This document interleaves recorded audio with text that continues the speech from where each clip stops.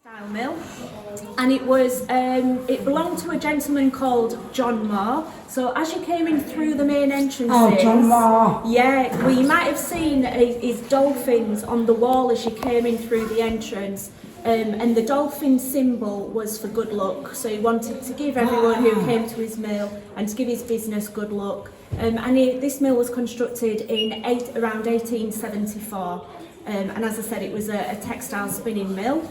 And then it changed hands a few times, so it went to a company called C&A Wilson, and then it went to a company called Whiteheads. Whiteheads had a few businesses and premises around Bradford. There was another premises at Leicesterdike. They were Leicesterdike? Yeah, so they specialise in weaving, but here we've always done spinning. So, I've heard of that. Yeah, brilliant. You're from the area? Yeah. Ah, okay, so you might be familiar with a few places that we mentioned today then. So this was owned by Whiteheads, and towards the end of the 60s it became apparent that the textile industry in Bradford, it had been at its height during the Victorian period, but unfortunately it was now in decline. So Bradford Council were worried about all of Bradford's textile heritage being lost. So they decided that we needed to set up an industrial museum to be able to preserve all of this textile history. So in 1969, they bought this building from Whiteheads that had come up for sale at auction, and then they spent some years setting it up, collecting lots of objects relating to different industries, predominantly the textile industry in Bradford.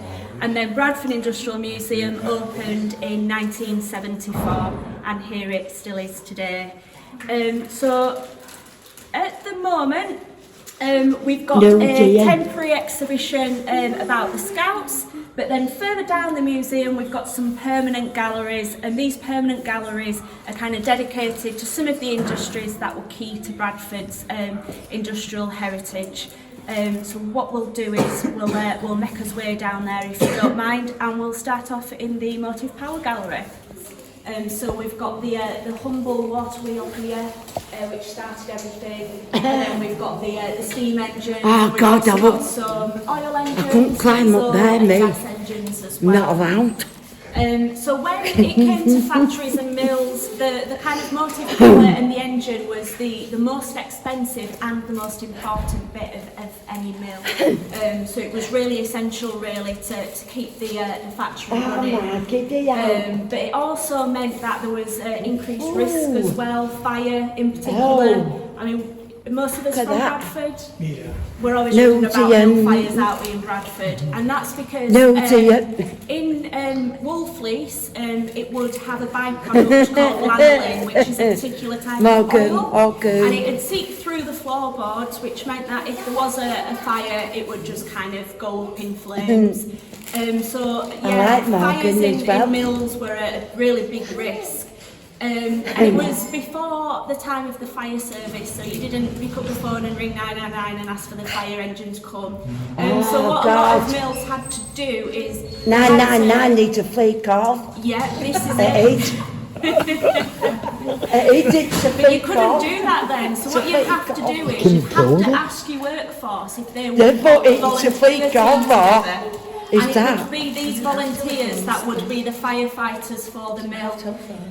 So you can't really see it nowadays, but outside we have a mill pond which would have been a lot more full of water than what it is today.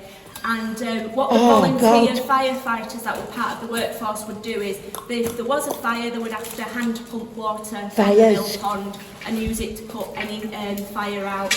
And then bigger mills which could afford it would get sprinkler systems and fire pumps like the big red one behind you there. And they would also team together as well. If you imagine you've got mills that are kind of back to back next to each other, if the fire broke out in one, the fire would just jump over to the next one. So they would all work together to try and contain the fire. So workforce from the other mill would come and assist and help each other out, really, just to kind of minimise damage and to make sure it doesn't spread to other mills. But when this was a working mill, none of these engines were here.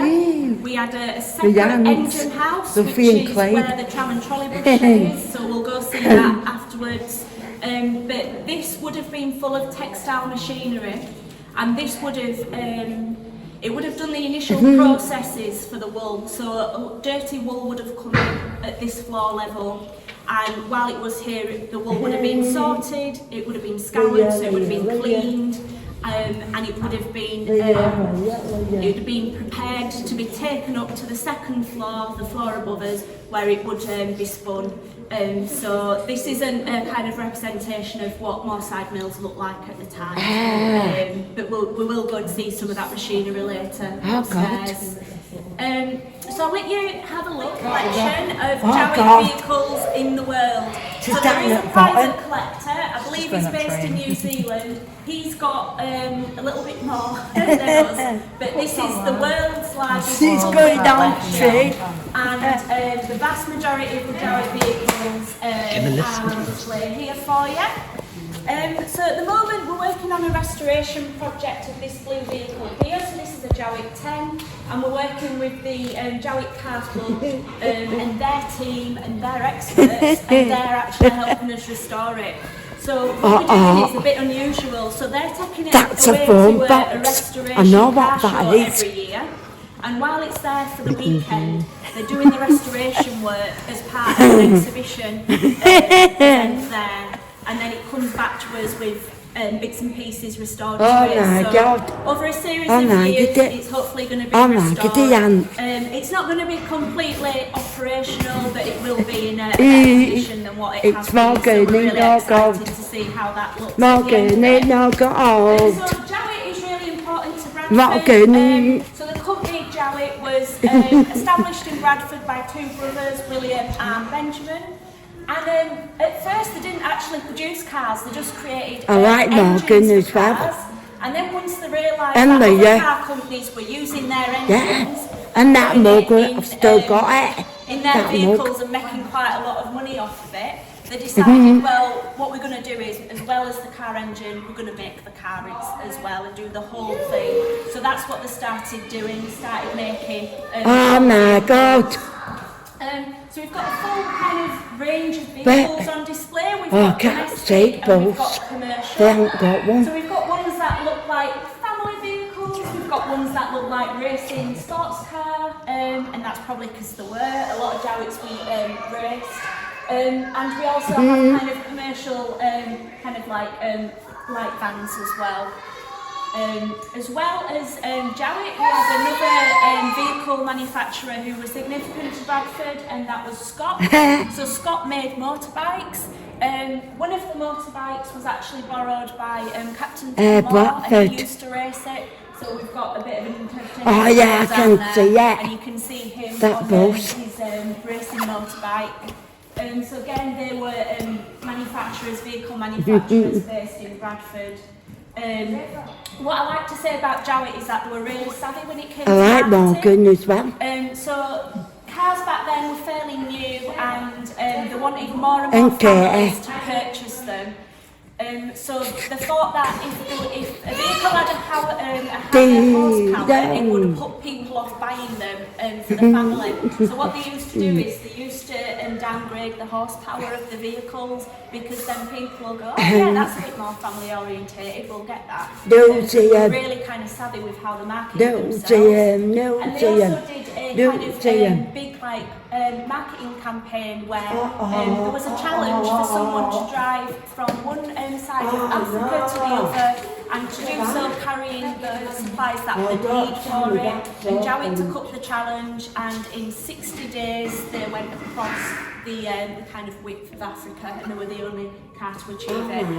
And they had to carry all of their own kind of materials with them in terms of like water. No, I don't. We've gathered all of the working machinery into this area here, so this is where we're going to now be known as the demonstration area. So our volunteers who do the printing are going to be based here. So when visitors come into the printing gallery going forward, they're going to come straight down the ramp, and hopefully we're going to have our volunteers printing bookmarks for schools, printing certificates, printing posters and things like that. And then over here where all these cabinets are, that's going to be our composing area where our volunteers will put all the type together that's going to be printed off.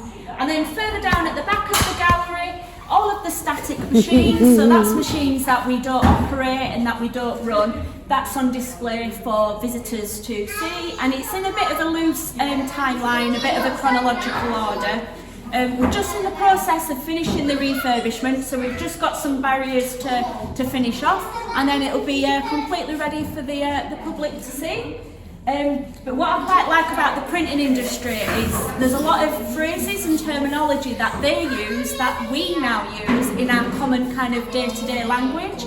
So things like the phrase upper and lowercase. So that comes from these cabinets there. So you'd have all the capitals on the uppercase at the top, and then all of the lower capital letters, they're all at the bottom. Comes from.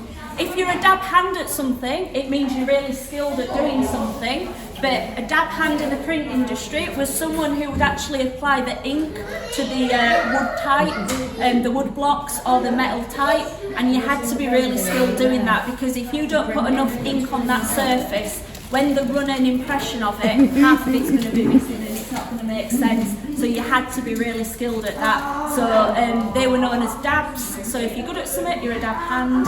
And there's lots of, I've got a massive list, but just to pull some out, the word stereotype comes from the print industry. Getting the wrong end of the stick. You would build up the typed letters on a stick, and if you got it wrong, you got the wrong end of the stick. So it's all these kind of words and phrases that we use, and people don't actually realise that that's a word that comes from the historic print industry. Letterpress printing is actually an endangered craft, so we're really proud that we're able to have volunteers who are still doing that. So some of them are ex-professionals from printing backgrounds who are coming and bringing their kind of years of experience and skills, and some of them are amateur printers who kind of interested in it in a kind of hobby capacity, and then some people just want to volunteer and try something new. So it's really good that we're able to kind of train them up in something that they might not have thought that they'd be interested in before. So yeah, hopefully once this all gets finished, it'll be really good for visitors to kind of interact a bit more with the volunteers. Sort the wool and clean the wool, and then it would come upstairs to this level where the wool will be spun. And if you choose to look in the spinning gallery, we have some spinning machines that are actually in situ. They're in the same position that they were in when this was a working mill, so they've not moved. So when this was developed into Bradford Industrial Museum, those machines, probably because they're quite heavy to move, they were kept in that position.